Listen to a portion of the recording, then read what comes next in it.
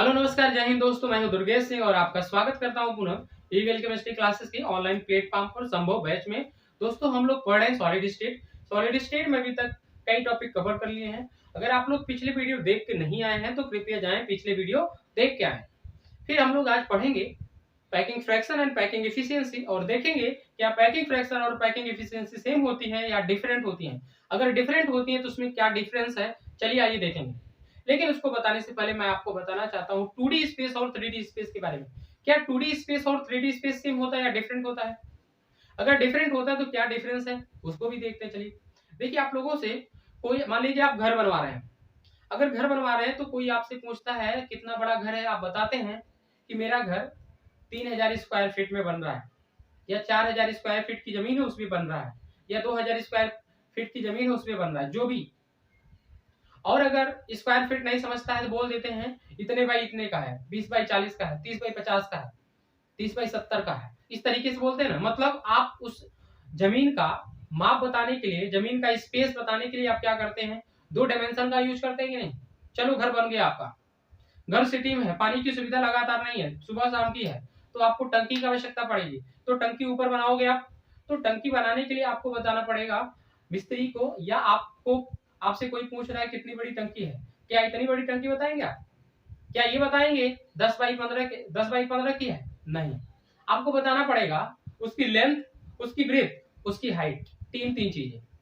तो टंकी में क्या आता है, वॉल्यूम। टंकी का क्या निकाला जाता है, वॉल्यूम, आयतन। टंकी का क्या निकाला जाता है, आयतन, वॉल्यूम।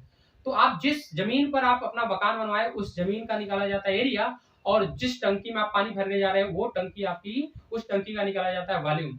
मतलब अगर 2D स्पेस है तो उसका निकाला जाता है एरिया, और अगर 3D स्पेस है उसका निकाला जाता है वॉल्यूम। 2D का मतलब होता है दो डायमेंशन, उसका एक्सपेंशन दो डायमेंशन में है, और 3D का मतलब उसका डायमेंशन कितने डायमेंशन में है, 3 डायमेंशन में, 1 2 और 3। बात समझ में आई गई होगी। चलिए आइए हम लोग पैकिंग फ्रैक्शन की बात करने जा रहे हैं। अब आप लोग सोच रहे होंगे इसका इतना सर आपने क्यों बताया। चलिए उसका यूज है, आप समझ जाएंगे बिल्कुल। चलिए पैकिंग फ्रैक्शन की मैं बात करने जा रहा हूं।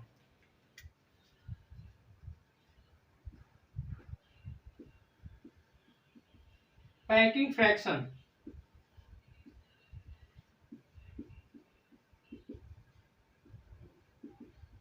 ठीक है। पैकिंग फ्रैक्शन क्या होता है समझिए।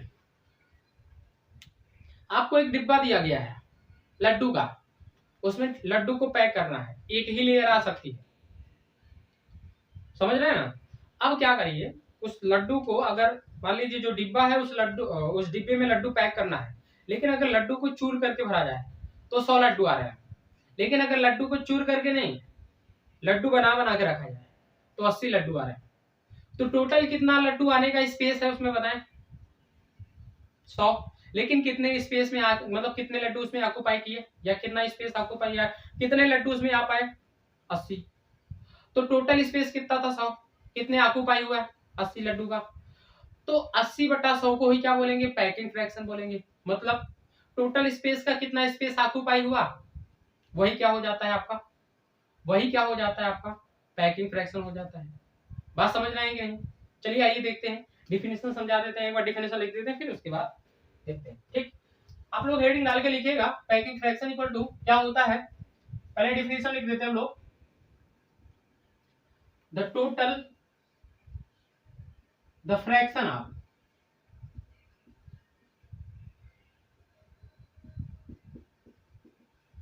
the fraction of occupied space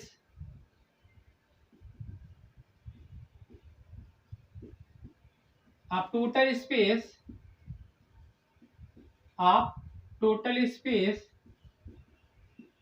is known as packing fraction.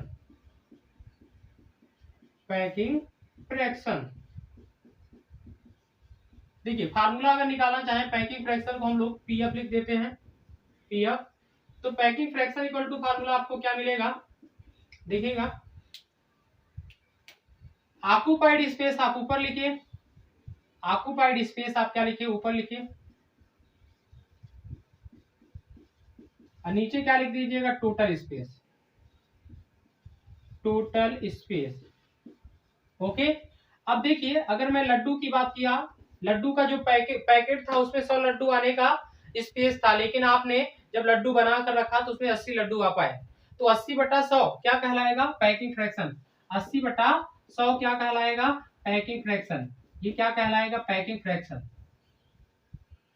तो इसी तरीके से अलग अलग आपको पैकेट दिया होगा, अलग अलग आपको यूनिट सेल दिया होगा। एक्चुअली हमें यूनिट सेल का पैकिंग फ्रैक्शन फाइंड करना है। आपको समझाने के लिए मैंने वो ले लिया है, अभी निकालेंगे आपको समझ में आ जाएगा, लेकिन आपको एक जनरल आइडिया आ जाना चाहिए, एक फील आना चाहिए कि इसका मतलब होता क्या है, कितना स्पेस है और कितना भरा है। कितना भरा है ऊपर कर दीजिए, कितना स्पेस है टोटल उसको नीचे कर दीजिए, वही क्या हो जाएगा? पैकिंग फ्रैक्शन हो जाएगा। अब पैकिंग एफिशिएंसी की बात कर लेते हैं। Packing efficiency, packing efficiency, CENC भाई ना। चलिए पैकिंग एफिशिएंसी ये क्या होता है? परसेंटेज पैकिंग फ्रैक्शन को ही क्या बोला जाता है? Packing efficiency. Percentage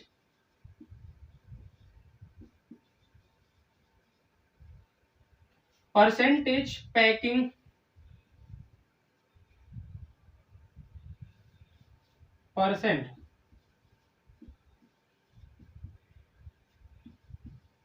percentage packing fraction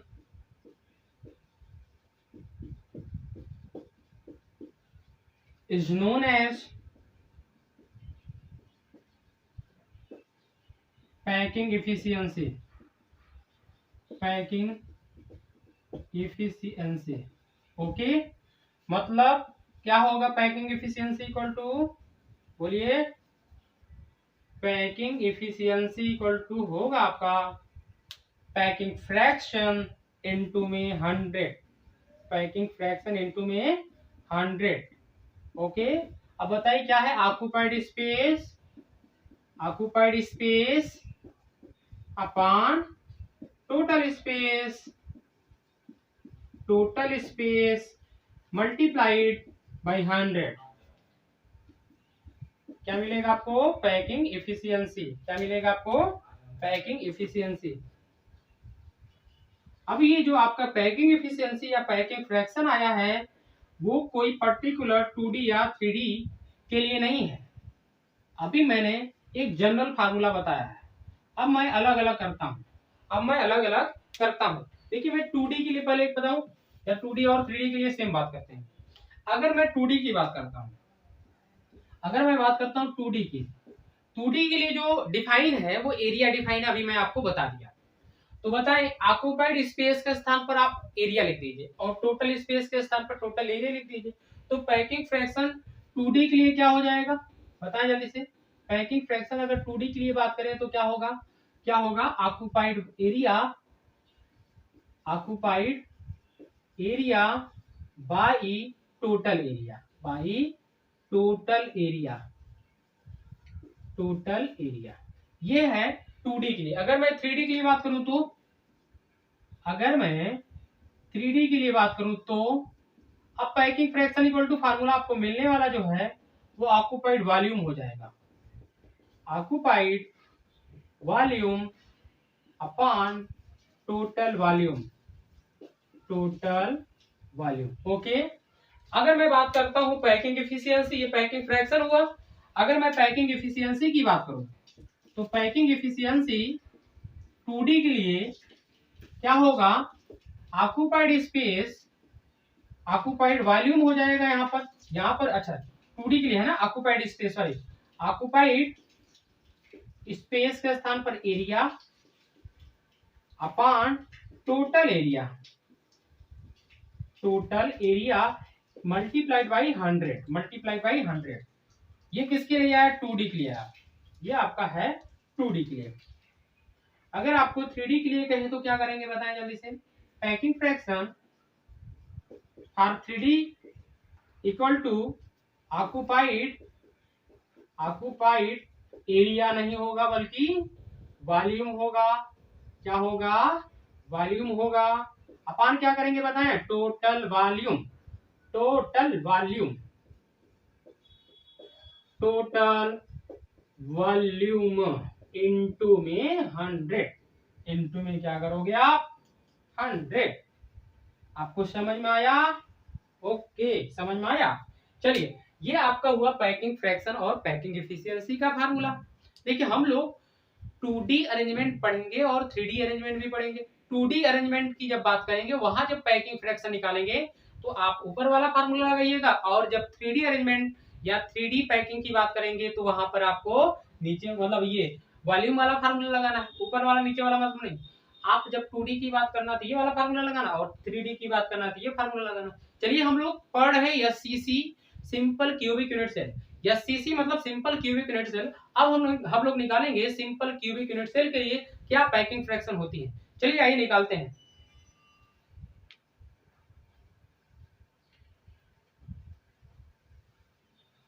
इधर ही निकाल लेते हैं। चलिए, किसकी बात कर रहे हैं? SCC की बात कर रहे हैं, simple cubic unit cell. Simple cubic unit cell, simple cubic unit cell. इसके लिए आपको फाइंड करना है पैकिंग फ्रैक्शन। चलिए, अगर सिंपल क्यूबिक यूनिट सेल बोलते हैं तो आपको क्या पता चलता है? चलो, उसको अभी छोड़ो, आप यहाँ आओ। Packing fraction equal to formula क्या होता है? बोलिए जल्दी से। अच्छा, ये सीसी एक 3D अरेंजमेंट या 3D यूनिट सेल है। कैसी यूनिट सेल है? 3D। तो आप ऑक्यूपाइड क्या निकालोगे? आप ऑक्यूपाइड वॉल्यूम अपान कर क्या करोगे आप? Total volume. Total volume, occupied volume अपान टोटल वॉल्यूम। ये बताएं एससीसी कैसे होती है, बताएं। आपको एससीसी में बता चुका हूं, यहां पर मैं बनाता हूं। देखिए,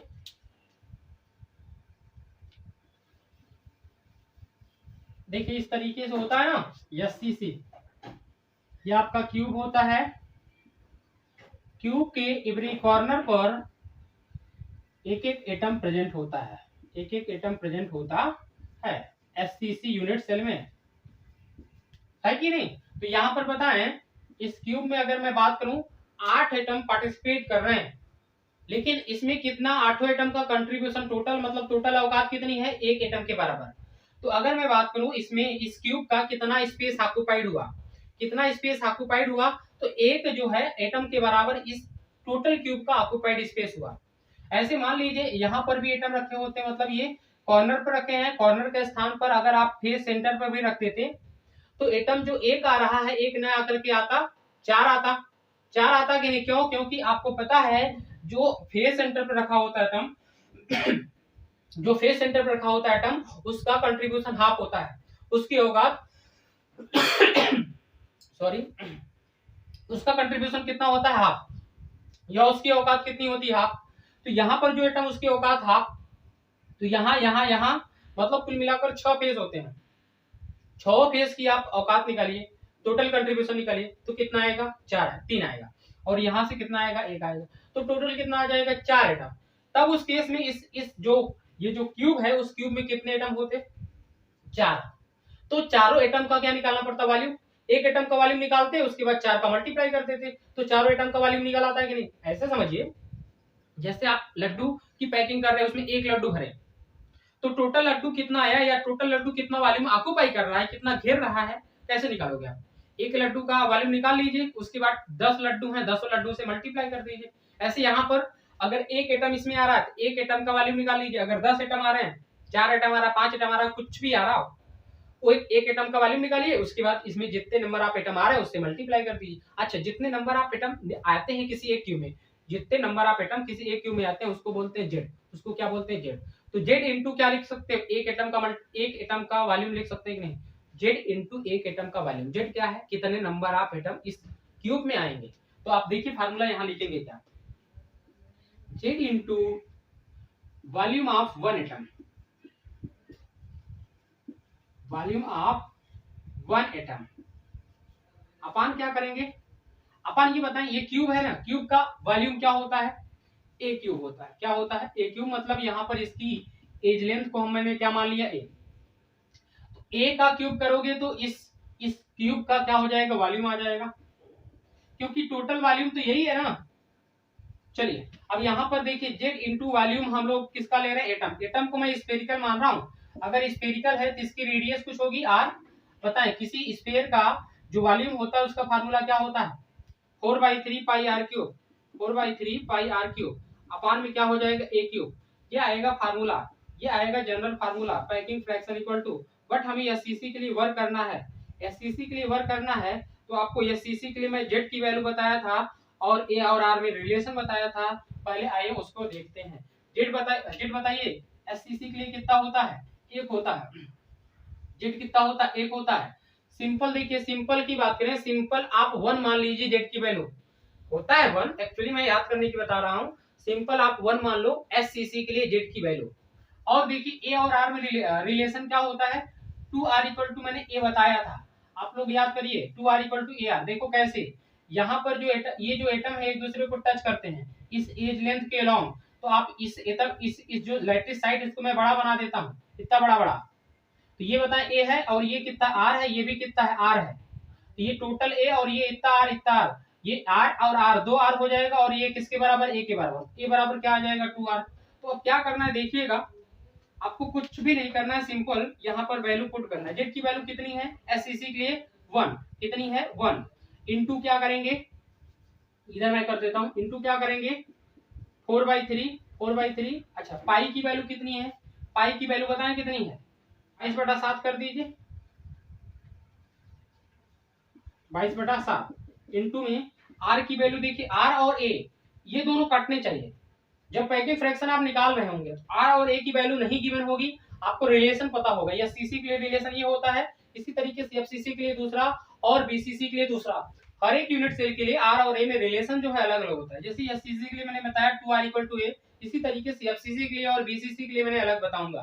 ठीक, तो आप आर और ए में रिलेशन आपको पता होगा, और जेड की value for different unit cell different होती है।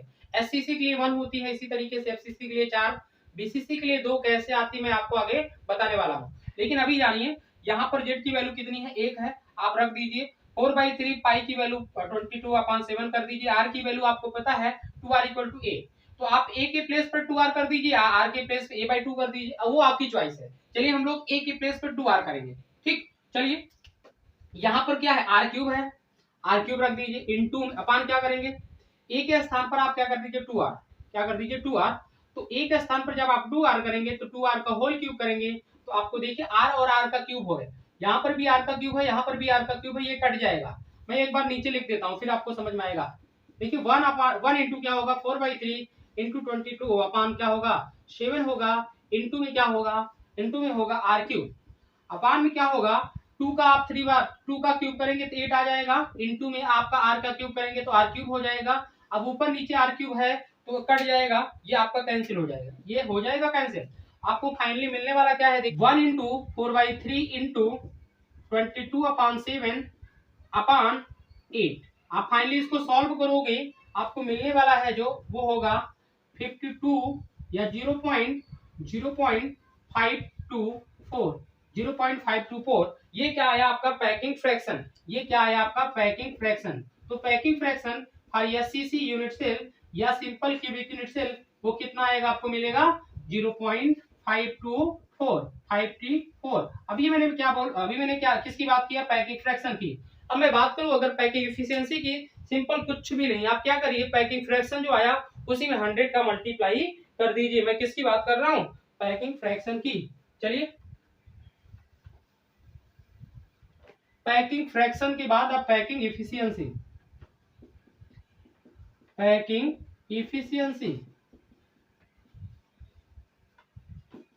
एफिशिएंसी इक्वल टू क्या होता है, packing fraction into 100, packing fraction into 100। तो पैकिंग फ्रैक्शन एससीसी के लिए बताएं 0.524 इंटू में आप 100 करिए, आपको मिलेगा 0.52 मतलब 52.4%, 52.4%। ये आया एससीसी के लिए पैकिंग एफिशिएंसी। आई थिंक समझ में आ गया होगा। इसी तरीके से हम लोग एफसीसी के लिए अलग से निकालेंगे और बीसीसी के लिए अलग से निकालेंगे, मतलब जितने टाइप की यूनिट सेल है उसके लिए मैं अलग अलग से निकालूंगा। ठीक, जय हिंद दोस्तों।